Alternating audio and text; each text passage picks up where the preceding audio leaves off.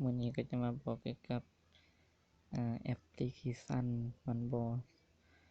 แจ้งเตือนเวลามีคนแชตเข้าหาเนาะตัวอย่างเป็น WhatsApp หรือว่า Facebook เราจะมีแอปพลิเคชันหนึ่งต่างหากที่มันมาด้วยกับเครื่อง มันจะมาตัวจัดการการเราคลิกเข้าไปเลยเราก็มาเลือกเอาตัวนี้ศูนย์การแจ้งเตือนตัวนี้เราคลิกเข้าไปแล้วเราก็เลือกเบิ่งแอปที่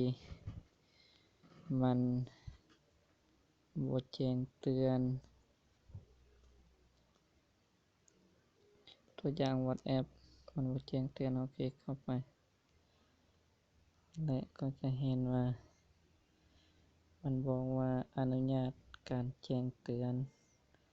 แล้วเราก็คลิกเข้าไปเปิดเลยเมื่อมีคน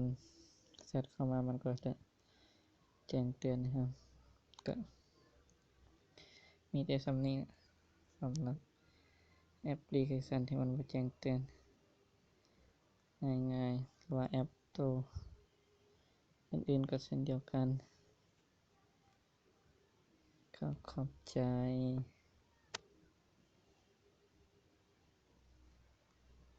มีหยังก็สอบถามได้เด้อ